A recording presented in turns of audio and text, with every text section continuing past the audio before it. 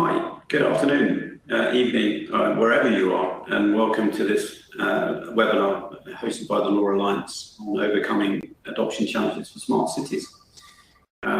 It's great to see everyone here, and I'm really hoping we're going to cover some great ground. We've got some great speakers set up for you today, and I think there's a really good discussion that we're going to look to drive in. But first, just some housekeeping for you folks. If you're experiencing any lag, pushing the F5 button, perhaps not maniacally, will help clear your cache and allow you to start to hear and see, hopefully. But if there are any issues, then just reach out into the chat box and we'll try to assist where we can. But don't worry, there's an on-demand version of the webinar that will be available 24 hours after the webcast. So you'll be able to pick up on it and follow up with obviously the folks that are in the call as well. So again, I've mentioned the LoRa Alliance. It's obviously fantastic to be here and looking to really drive out some of this great discussion. And thanks to the LoRa Alliance for setting up and hosting it, and a lot of the hand-holding behind the scenes, really appreciated. I also just personally wanted to thank Nicholas Sorlin, Olivier Seller, and Francois Sforza, who are the authors and inventors of LoRaWAN. Because without whom none of us would be here on this call today. So great engineering is really great engineering. So thank you to them also. And again, one of the things that I'd like to draw your attention to is that obviously all of the benefits and some of the key differentiators from battery life through to really fast, blazing fast time to market really sets kind of LoRa apart as a terrific way to engage with your customers in your key segments and markets. But I think what I'd like to do is quick talking and introduce today's great speakers. And I think Nolani, it would be really great to kick off with you in terms of about you and Senet and give us the 50,000 foot view or closer in.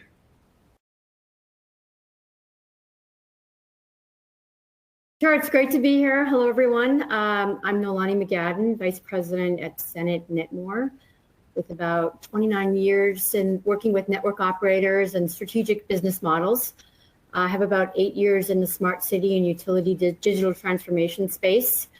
And in the wireless space, I've worked to build business and revenue models for infrastructure owners, internet and wireless service providers. And my role at Senet is to understand and uncover how connectivity can drive business value for cities and make money and save money. So it's great to be here. I want to thank the Alliance very much for supporting this webinar. That's amazing, Nolani. You've got some news, you and Eric, to share with the world, with the group. Please give us the view. Sure.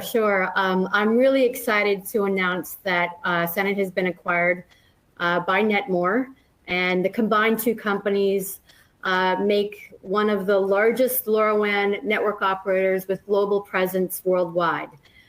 So I'm very excited for Eric and I today to be presenting here and to enabling more cities to have capabilities and coverage across now, not just the 11 countries that Netmore is currently supporting, but the 12th country, which is the US. Thanks so much, John. Amazing, well done. Congrats, Netmore. Congrats, Senet. I'm sure it's going to be a great relationship. So, hey, Jack from TEKTELIC. Really great to see you again. Please give us an introduction to yourself and TEKTELIC. That would be great. Yeah, great. Thank you very much, John. Hello, everybody. My name is Jack Stewart, and I'm a Business Development Director with TEKTELIC.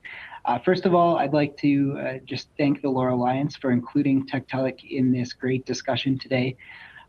A big part of my role at TEKTELIC is working with our customers and our partners to understand and uncover the various problems and challenges that are faced by their business, which could be addressed with LoRaWAN solutions. And today I'm happy to provide some insights regarding the importance of selecting the right smart city use cases to address, how customers can take advantage of the interoperable nature of the LoRaWAN ecosystem to be successful with their smart cities deployments, and then also how LoRaWAN solutions can reduce deployment barriers and promote scalability for smart cities. So again, I'm happy to be here today and looking forward to a great discussion.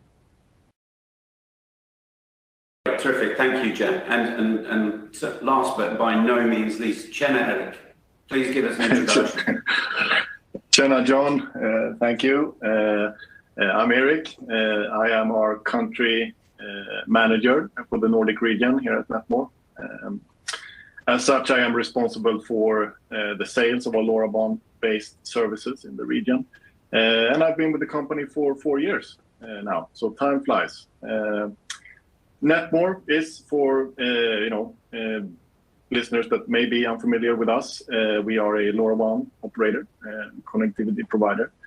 And we've been providing our services in Europe for several years. And as we mentioned here, Nolani and John, with our recent acquisition of Senet, we are now one of the largest LoRaWAN operators globally.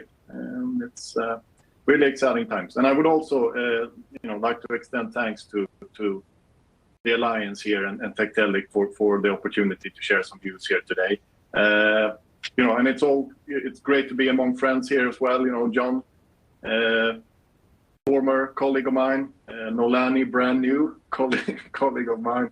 And obviously we've been partners with Jack and the team at TEKTELIC for years. So it feels like home to me. Yeah, really great synopsis, Eric. And again, great group, and I'm sure that we'll all hopefully be collaborating and really moving the needle on IoT as we move forward. So thanks everyone for the introductions. I'll keep my introduction very sweet. I've been into LoRa for about 8 years. I've walked over 10,000 miles and driven 10x, probably. Certainly feels like 10x that in testing LoRaWAN. It's just an absolute new paradigm in RF. So just super excited to be still involved and really making things kind of happen. So, but what we'd like to do is try and set the scene, if possible. And Nolani, I'm going to kind of reach out to you in terms of giving us that 30,000-foot view of yours and Senet's experience, and share some of that kind of use case and case study kind of discovery that you've gone through for smart city business opportunities, because sometimes they can seem very far away opportunities. How do you pull them in? How do you draw those in? Sure. Well, I'd like to talk about 2 use cases, and these have been driving key business problems that cities have been experiencing, and that the LoRaWAN protocol has been particularly well suited to solve. As I'm showing you here, the first one is AMI, or Advanced Metering Infrastructure, and it allows public works and water districts to move from a more manual way of collecting water usage to less resource intensive solution. And the benefits include monitoring assets more efficiently, getting visibility into the health of these systems, performing predictive and proactive management of those services, and really just being able to make better, more informed decisions in support of regulatory compliance. These water networks that we do are scaling primarily because of the benefits of LoRaWAN, battery life, scalability, low-cost devices. And as we all know, LoRaWAN is based on an open standard, and the end device ecosystem is very, very robust. This enables a second use case, which is the water metering, or gas metering and gas leak detection use case. This use case can actually ride over the exact same network that the water metering use case uses, because LoRaWAN is an open standard. And this in particular is a video of a live demonstration that Senet did at the American Gas Association annual event, where we injected methane, you see a little cylinder on the bottom left, into the cylinder on the right-hand side where there was a residential methane detector, and then this communicated over through the network and turned off the gas inlet.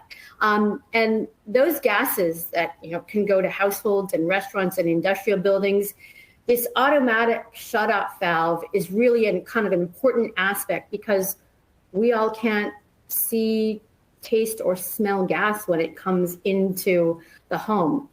So finally, I'd like to add that both investor-owned gas utilities and public-owned gas utilities are very interested in a requirement called application resiliency.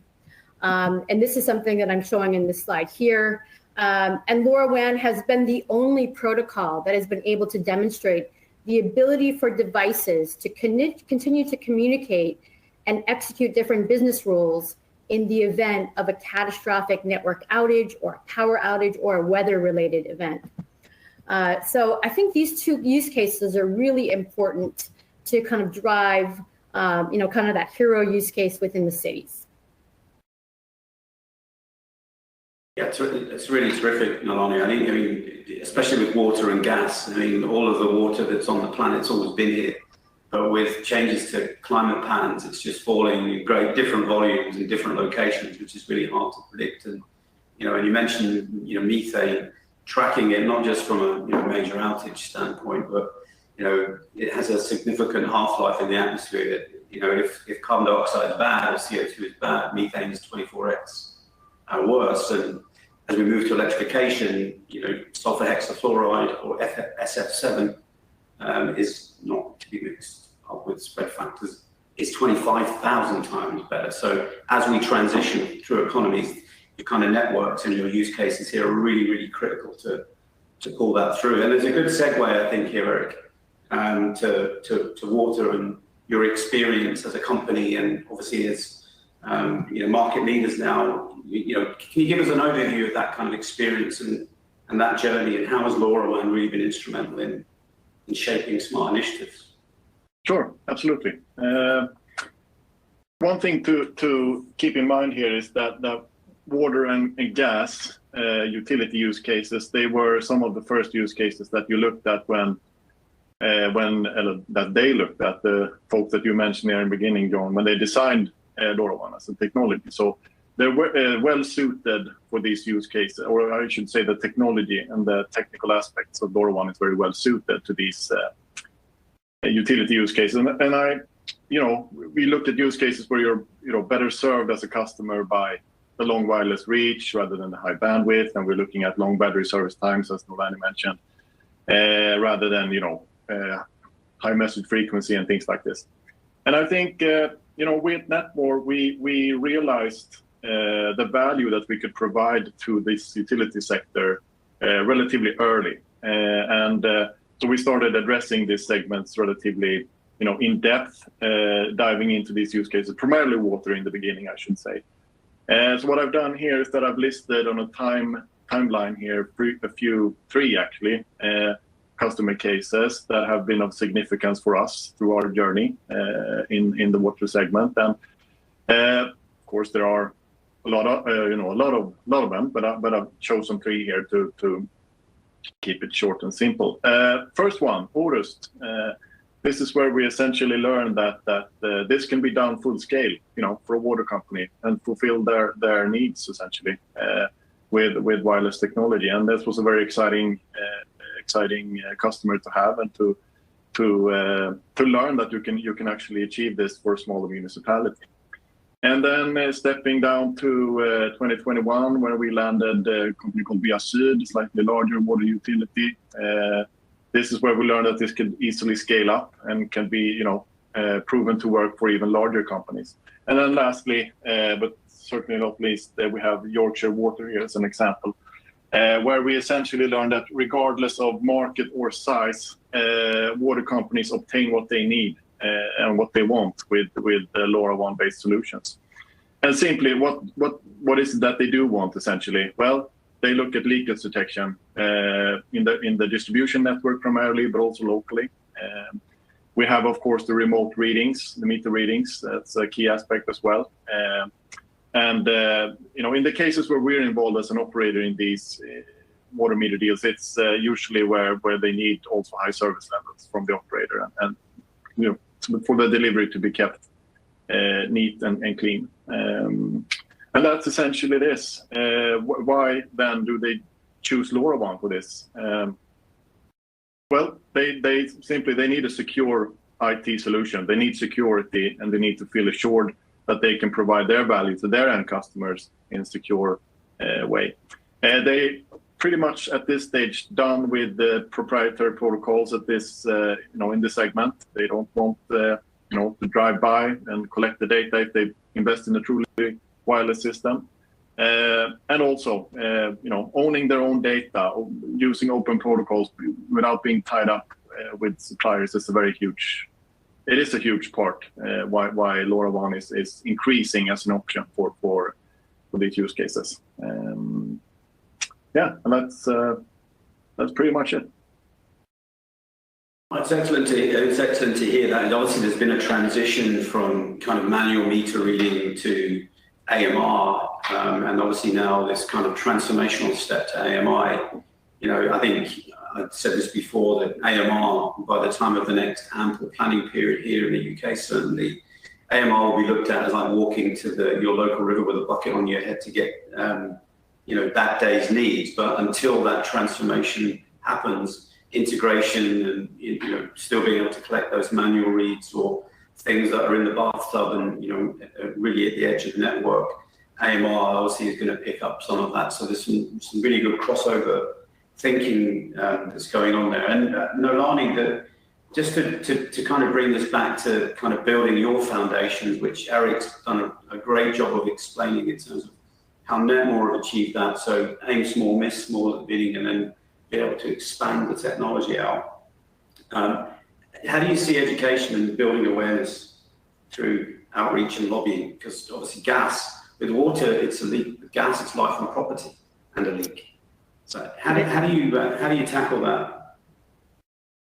Really good question. And, we talk about the challenges in this webinar of smart city acceleration, and legislation has only recently been coming along. Local Law 157 was passed in New York City, and it requires gas detections to be installed in residential buildings.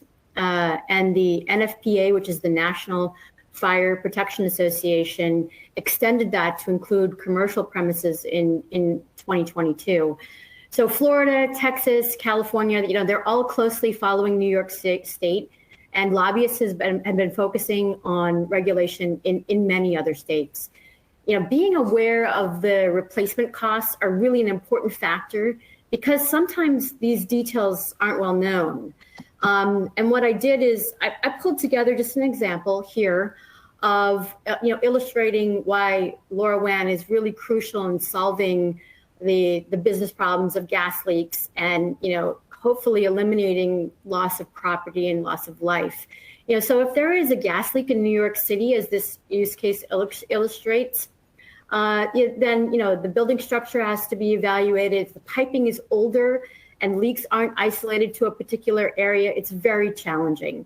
So gas leak happens, the entire building needs to be evacuated, gas service turned off, gas leak identified by the fire protection service guys, pipes need to be repressurized. If they pass, then people can come back into the building. If they don't pass, the building needs to be converted to electricity, and this practically doubles the price. So when you take a look at the other option, which is implementing a LoRaWAN solution on the right-hand side and preventing that loss, the business case just really can't be compared to trying to address that risk. And so, I think that is really an important aspect of educating city officials, council members on the costs associated with not doing anything. Yeah, that's a great call out there, Nolani. I think for us, we're obviously a lot smaller than you folks. But, that startup journey, one of the things that we've experienced, with utilities ourselves, is that you have to take the customer with you on that journey, and not hide away some of the key technical elements that they're going to need to know in order to make good decisions. And in gas, they can't turn the network off. It just can't be done safely and then re-energize. So, that whole ability to predict something before it happens and guiding them through that discovery, I think, is really powerful. So thank you for that insight. And I think identifying and developing those kind of anchor use cases, Jack, so that they don't, anchor use cases can drag some folks to the bottom, some organizations to the bottom. It would be great to hear how you, view scalability and setting those realistic expectations, usually driven, in my experience at least, by What's the catalyst? What's the complexity? And what does the volume look like?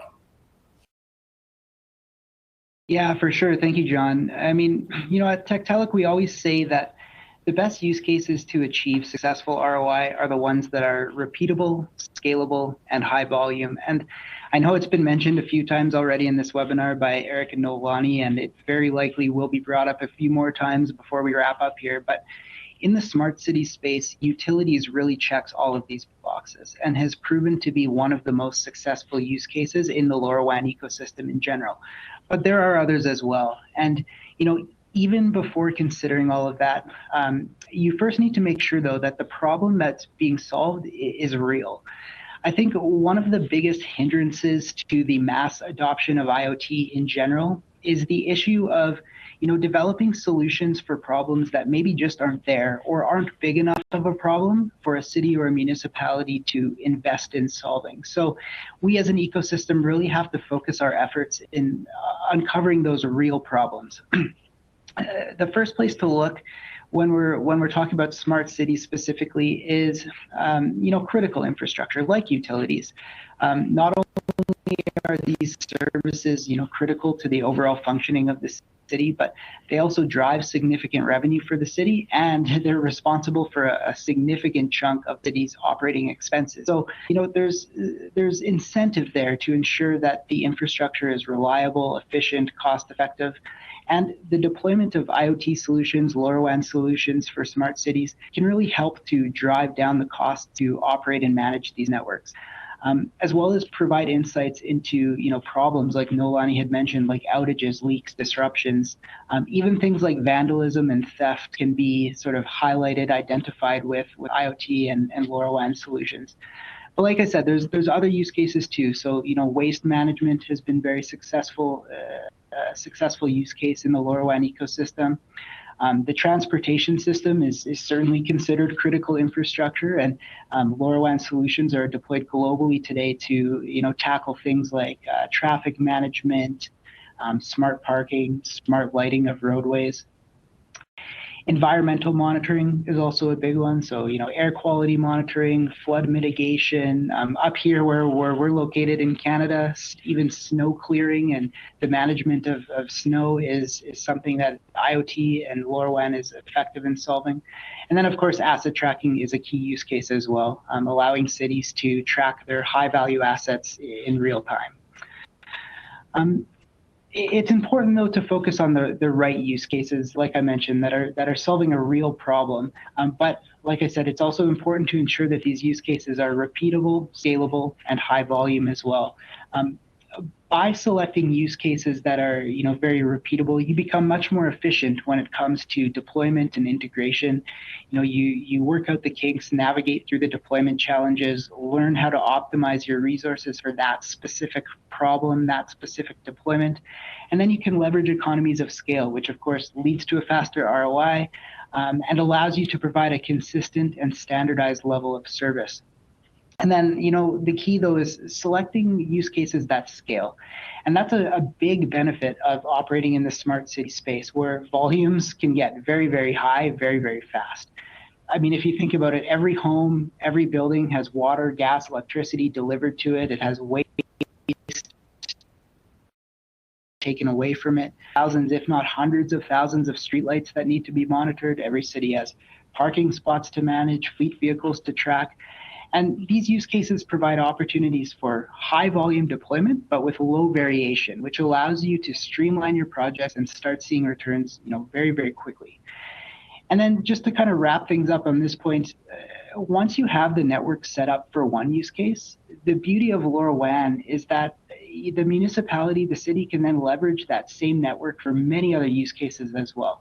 It's not like you're making an investment to solve one problem. The network is now there, and it allows you to address multiple problems simultaneously. That's really great, Jack. I mean, I know from, in the past, having spoken to Christian and Rowan, two of your colleagues, about some of the wildfires and the effect on Fort McMurray.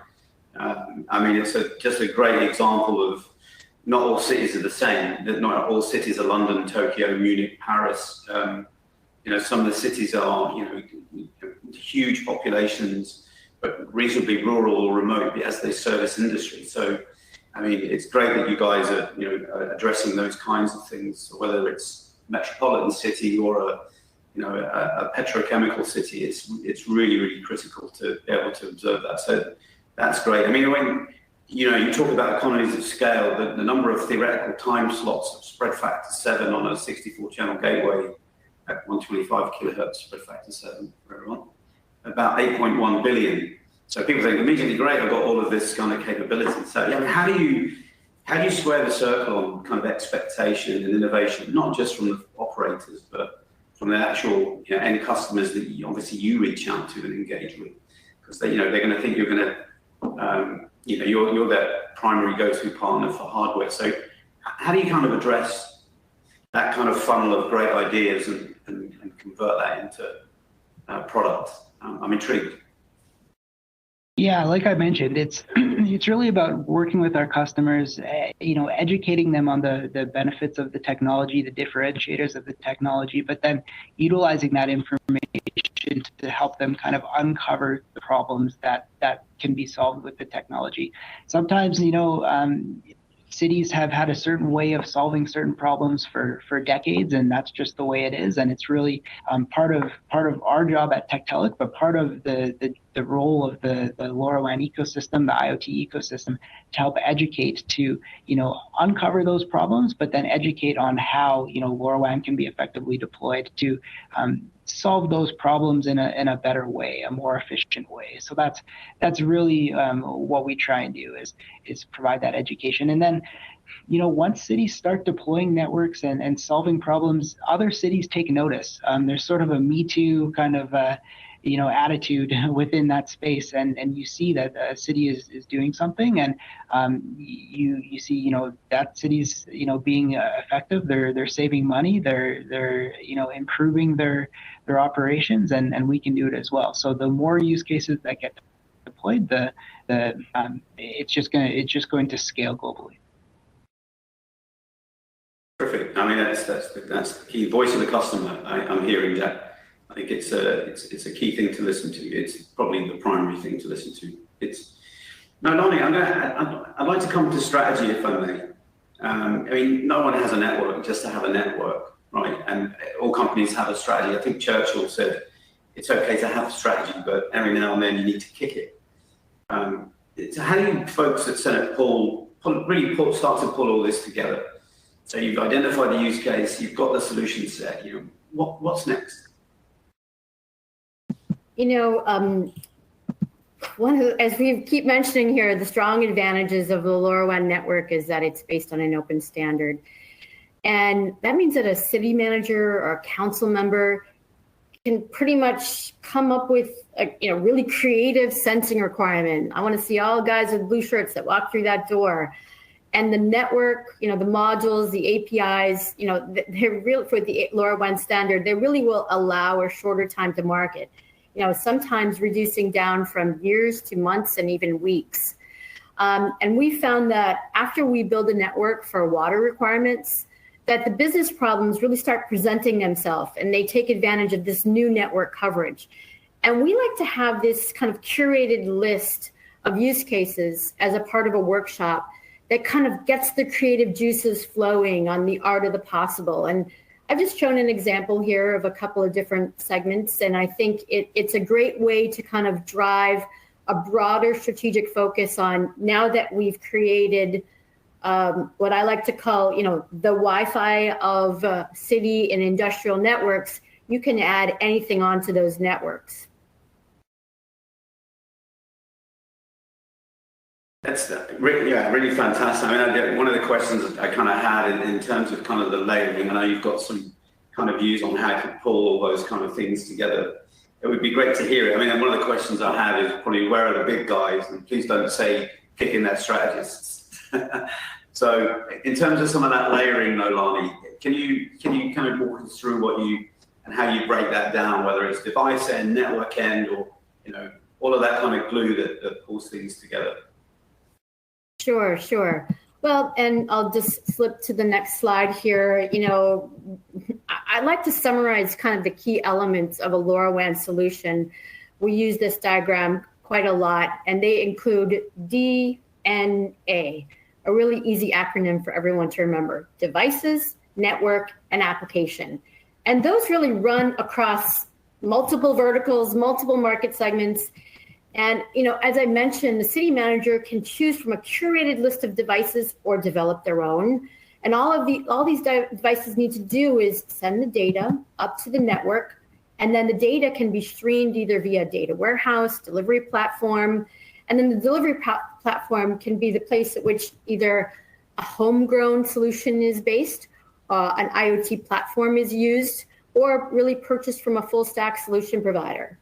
And the complexity of these options can make even the most technical of city managers shiver in their shoes. And therefore, we have really kind of found that cities, especially if they have multiple use cases to address, they need a quarterback, someone in the form of like a systems integrator or, project management consulting. 9 times out of 10, if this role of a systems integrator has been identified, these projects would really come to fruition.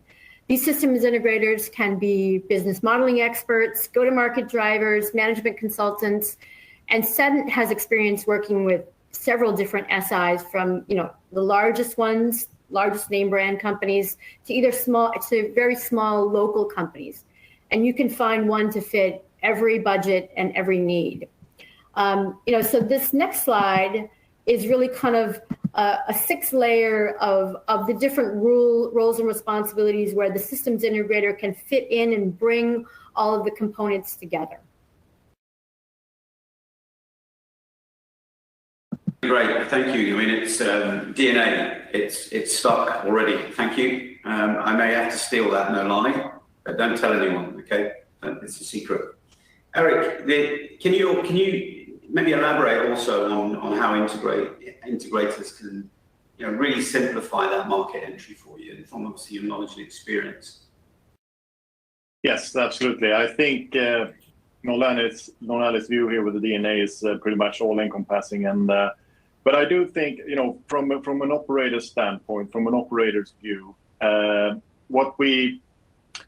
think we need to look at one of the keys here, which is, of course, to keep enabling these experts in the market, right? So you have these systems integrators already mentioned. We have the solution providers, and not to forget the device manufacturers. So if, or I should rather say, as the trend and tendencies to opt for LoRaWAN as a solution continues for utility segments, smart cities use cases, and so on, we need to keep streamlining the journey for these experts, for these key players within the market to make it comfortable to, in lack of better words, to keep populating the networks with their fantastic devices and solutions.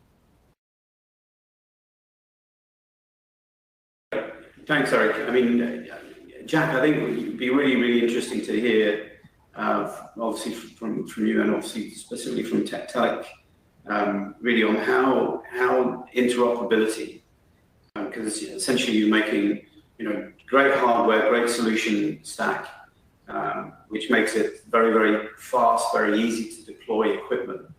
The piece I think that I'm really interested in is how you balance all of that, especially when you have networks, some of which will cooperate, some of which will not cooperate, and obviously that's the pressure of the market that the customers will be interested in understanding how they can benefit most from competing or cooperating networks. How do you really push the needle on interoperability from a smart metering challenge standpoint? Sure, and I think John, you kind of hit the nail on the head right there. Interoperability, particularly the interoperability of the LoRaWAN technology and the LoRaWAN ecosystem in general, is really one of the key factors that makes this technology the ideal one for smart cities. It's been mentioned a few times, but the LoRaWAN ecosystem is a very open one, and this is something that TEKTELIC and our partners really strive to ensure. But what this means for cities is that the pool of solutions that are available for cities to utilize is very, very big. Just as an example, let's say a city identifies a solution provider for, say, smart street lighting. They aren't necessarily locked into using that vendor for the entire solution. You can utilize pieces of the LoRaWAN architecture from different vendors, depending on their strengths and your preferences, to create the best solution for you to solve your problem. Let's say you have a large LoRaWAN network deployed. Maybe it's a Senet Netmore network, and you're utilizing TEKTELIC gateways. You're not limited to any one vendor to provide all of the sensors, devices, solutions.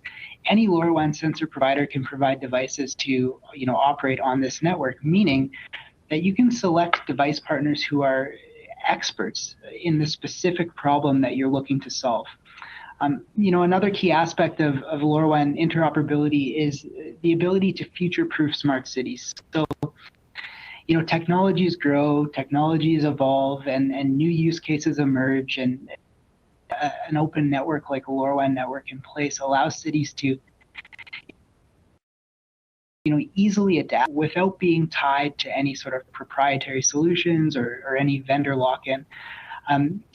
This flexibility, it not only reduces the risk for the city, but it also ensures that smart cities and smart cities initiatives remain current and responsive to the evolution of technology. So yeah, John, interoperability is really a big kind of key for the LoRaWAN ecosystem, but it provides a big benefit for smart cities. Yeah, that's great to hear, Jack. And and as a consumer of your products, I mean, they're great. I mean, the TEKTELIC Breeze, I've hit gateways, in one part of Liverpool and then another part of Manchester. I mean, you're talking significant distances. I'm going to plan a network to necessarily cover from one city to another, but it just really does prove the quality of the build from the concentrated boards and the great work that you folks have done in that, but also it's the attention to detail. I think that for me is a great takeaway of TEKTELIC. How you place your antennae, if they're internal antennae on PCBs, they're not in front of a battery. That kind of level of detail means that the perception of interoperability is not just a perception. It's not just a footnote on a slide. It's an actual real world. You can roam from one network operator to another. And on a recent journey, I hit 4 networks on the same journey in the car. So it's credit to all the folks that are cooperating in the ecosystem, and credit to the Alliance and to all of the great work that's going on in the many technical committees and discussion sets that are there. And removing entanglement is perhaps one of the biggest benefits that smart cities and utilities can get, in my opinion, at least. I think what I'd like to try and do is kind of, as we head towards kind of endpoint here for the discussions and threads that we've pulled on, Eric, practical benefits and solutions really make a difference in the real world. From a security, reduction of complexity, or reducing deployment times. What's your kind of your 60-second takeaway for folks about the practicality of the solutions that they really can get now? Well, I'll sum it up quickly here, and I will join it up with some arguments for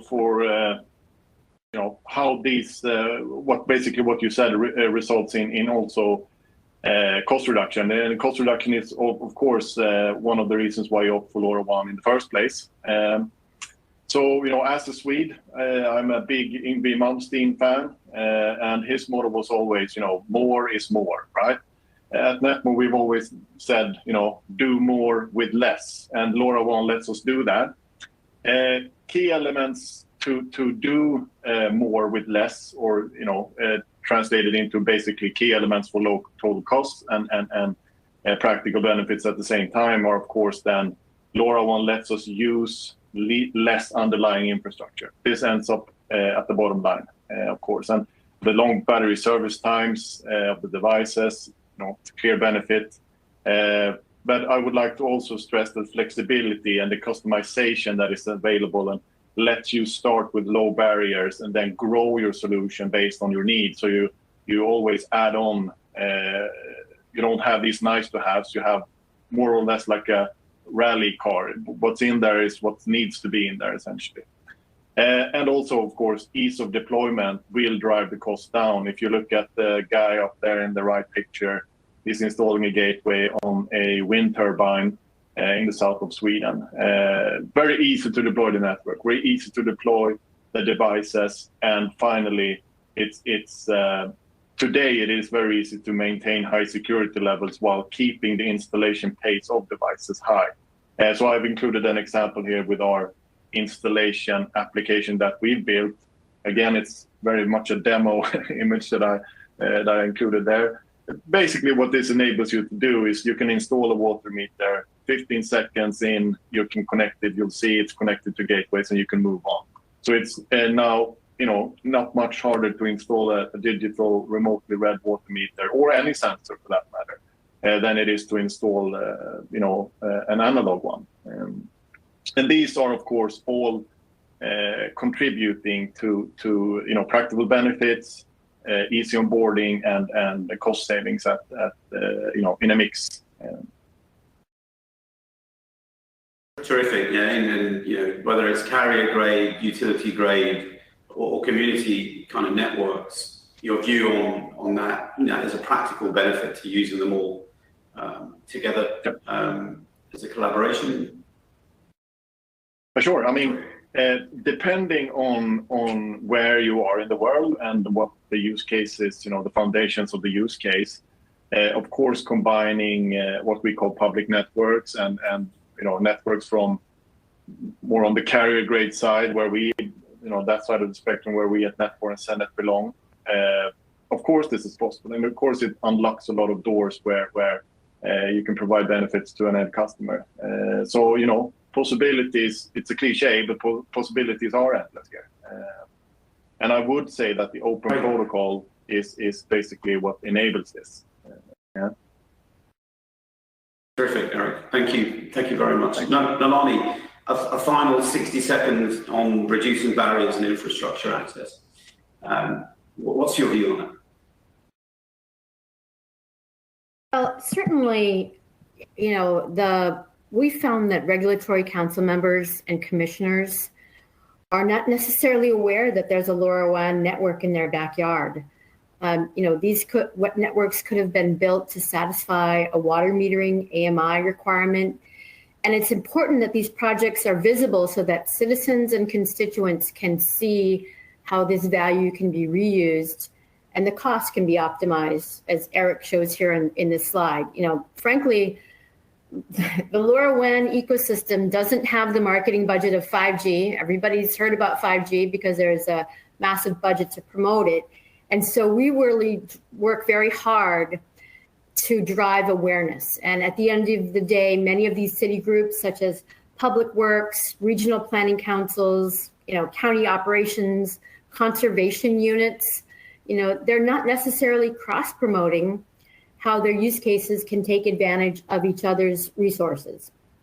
But as I mentioned before, LoRaWAN has kind of become the Wi-Fi of muni and industrial use cases. 30 years ago, we didn't realize how powerful Wi-Fi was. We put 1 or 2 devices on our homes and businesses, and now practically everything is connected. And that's the way LoRaWAN is really shaping out to be, is to become that standard that is important as an infrastructure for all city and municipality use cases.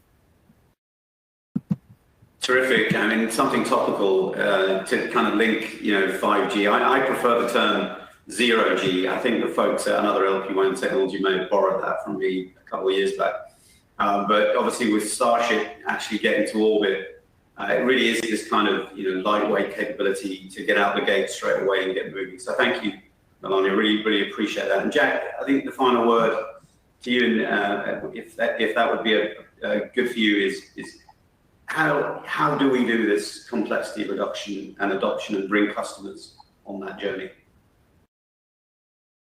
Yeah, so I mean, John, I'll take it from the approach of an infrastructure provider like we are at TEKTELIC. And In many sort of smart cities deployments, TEKTELIC participates by, like you had mentioned earlier, providing carrier-grade gateways, and in some cases sensors and devices as well.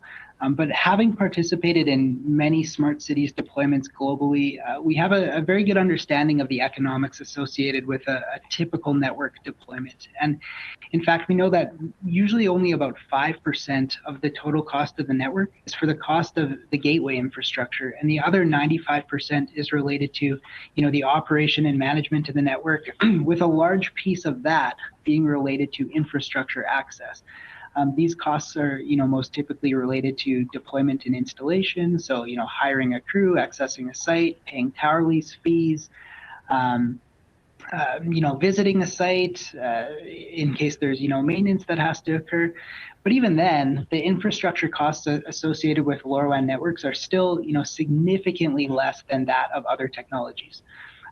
LoRaWAN's wireless communication capabilities it makes it a much more cost-effective solution when compared to traditional wired infrastructure. Solutions like fiber, for example. Fiber, those wired solutions often require extensive groundwork and infrastructure investments, which are greatly reduced with wireless networks. But really the key benefit of LoRaWAN networks is that they can be deployed very quickly, very flexibly, cost effectively, and with minimal disruption to existing networks, which makes LoRaWAN a very well-suited technology for retrofitting legacy infrastructure, which I think is very important for smart cities. And at TEKTELIC, we understand the importance of this, and it's one of the main reasons that we've invested and developed a very comprehensive portfolio of gateway solutions, like you can see here on this slide, to address absolutely any deployment, but specifically designed to be less reliant on traditional networking infrastructure, which provides municipalities with a much more cost-effective solution. So just to give one quick example, one of the gateways you see on there, the one that looks like a solar panel, is our Kona Photon gateway. It's a fully autonomous, solar-powered, completely wireless gateway that's designed to be deployed in under 2 hours and absolutely anywhere. So it doesn't need to be tied into existing power infrastructure. It's been designed to withstand the most challenging environmental conditions, including rain, snow, dust, even Category 1 hurricane wind speeds up to 150 kilometers per hour. But solutions like this, and why I'm using this as an example, are very appealing to municipalities because they can deploy something like this very quickly and on their own assets. So, assets that they own, things like streetlights, traffic lights, rooftops, rooftops of public buildings, in municipal parks, city-owned parks, and they can deploy it quickly with their own resources as well. So this allows a city to save a lot of money, save a lot of time, basically reduce that other 95% that I had mentioned earlier on, and get up and running very quickly with their LoRaWAN network. I mean, there's even mobile gateway infrastructure that's available where you could deploy it on a truck and have sort of a mobile LoRaWAN network coverage. There's indoor gateways are extremely common in the LoRaWAN ecosystem and can be deployed in buildings for smart city use cases like sub-metering, indoor air quality, smart parking, indoor agriculture, allowing for deep building coverage without relying on connectivity from the LTE network or have to worry about tying into existing Wi-Fi infrastructure. Cities, just as a final point, cities, or really, I guess, any level of government, are very, very cost sensitive. So as an ecosystem, it's important for us to focus our efforts on showcasing how LoRaWAN specifically will reduce the total cost of ownership for the municipality and for the city whose solution. Brilliant. Thanks, Jack. I'll get my checkbook out. I promise. Thank you for that. It's really, really good to understand how those barriers get removed. And I think, unless any of you guys have got any questions, then what I'd like to try and do is transition through just a few announcements to make before we get to literally the Q&A session. And why join the LoRa Alliance?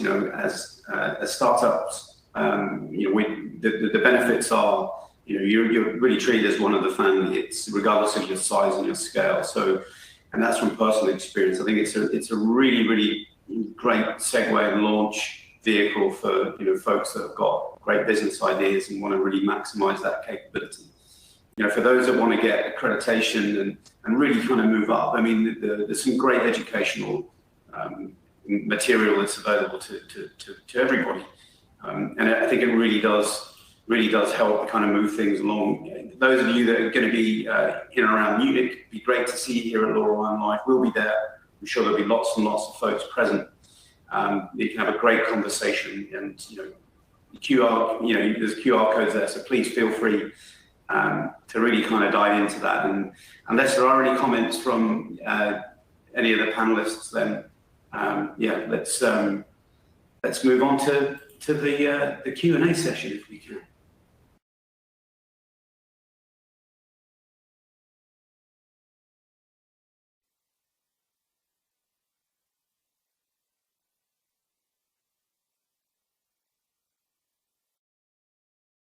Tuning into the webinar. There's a couple of questions actually, I think three, that kind of jump out. So we'll take them from the start.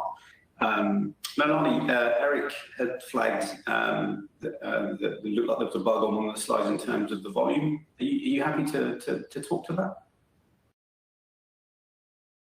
Sure. This is based on the U.S. volume. In the U.S., it's a very old ecosystem. Many of the incumbents have either not yet migrated from an AMR to an AMI,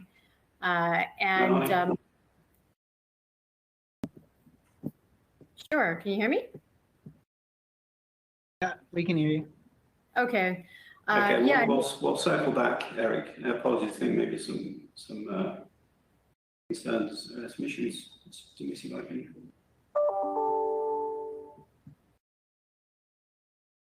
In response to that question, I would just say that a lot of these incumbents are using either proprietary, we're really trying to support them with the next gen solution. And we're seeing that as companies and device companies are migrating to this next gen, they are seriously considering LoRaWAN. So Amadou has a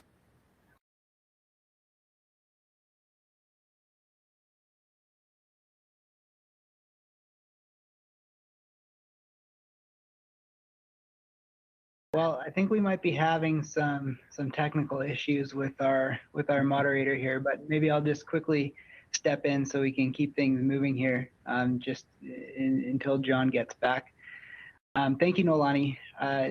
We could hear you. Did you have anything else to share with regards to that question?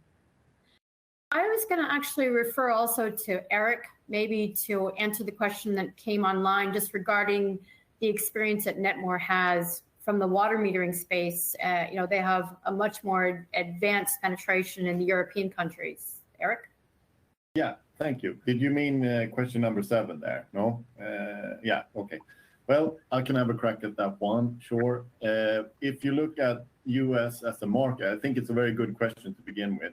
If you look at US as a market, I think it shares a lot of similarities with the European market in the sense that it's has been relatively digitally mature for a while, and it has been addressed by a lot of these, a lot of the technologies that were very common if you look, back in the mirror. So, for all of these markets where digitization has gone through different stages using different technologies as the sort of main driver, we see sort of a scenario for LoRaWAN where it's sort of entering the market a little bit. And I guess the European market has come slightly further when it comes to IoT and LoRaWAN based metering in the water metering section. US market has, it's a few, maybe a year behind or something like that. And again, I think, Nolani, you have, being American, perhaps you have slightly more in tune view of the market over there, but that's my 5 cents on the question.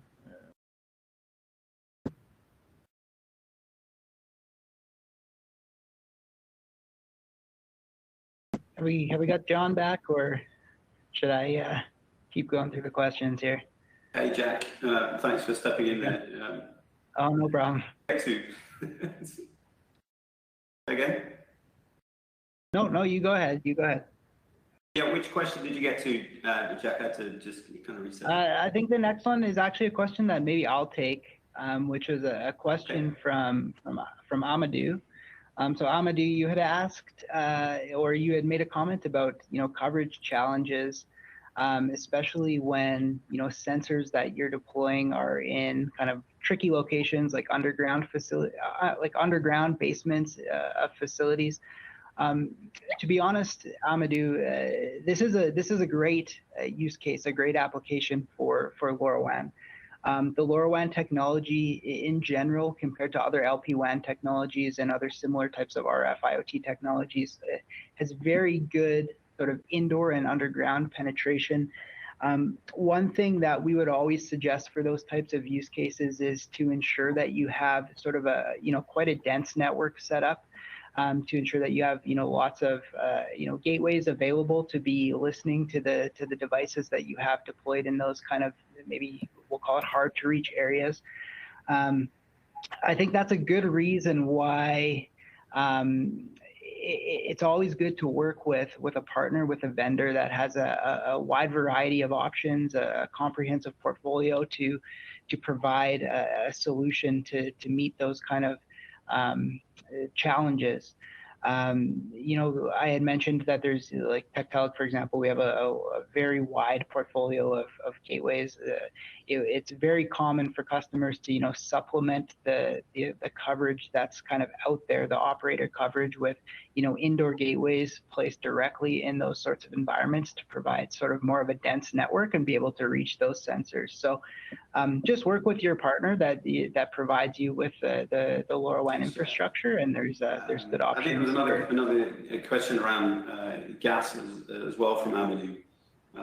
Notably the challenge around butane gas and the sharing of bottles. Eric, I know we previously collaborated with a manufacturer, the BOC, that had a tool which was able to show exactly what the volume and frequency or the remaining gas left in the canister was. But I think your question links two really interesting pieces together. How do you measure, parts per million, lower explosive limit, gas in air, all of the questions that gas utilities care about? And maybe not only that's something you can really talk to us about in terms of your experience with gas. Sure, and I think as I mentioned earlier, LoRaWAN as an open standard really has extremely flexible capabilities to decide any use case that you need. There are several different gas methane detectors that are out there that have been being used and deployed from a carrier grade perspective. And I know that those companies are also looking at measuring more of kind of the remote home, maybe butane in a canister. I mean, certainly something that I could do a little research and help you to find some options there, Amadou. But I'm not aware specifically of a butane detector. I don't know if anyone else on the presentation is as well, but feel free to chime in.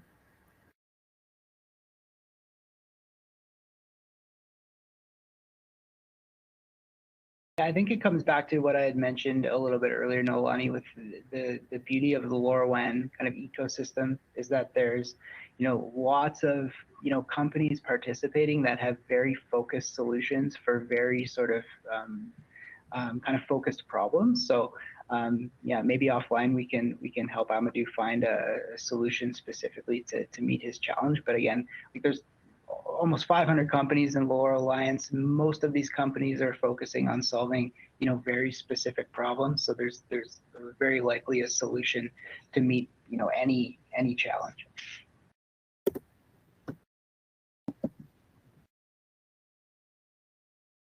Good. I think I can have a crack at the next question here from Jason George. And Jason, he's looking for a platform. As far as I understand it. And well, there are many platforms in the world, and as we said, it's a very flexible and very, very large ecosystem of these experts. And the experts are very not seldomly found in the software side of things. So I can happily help you, Jason, if we could offline we could have a discussion on this. We, of course, at Netmore, we've developed what we call a lightweight platform with all the basics of visualization that covers most use cases, not necessarily too in depth, where you would probably use sort of an expert provider platform. But yeah, let's go through some options.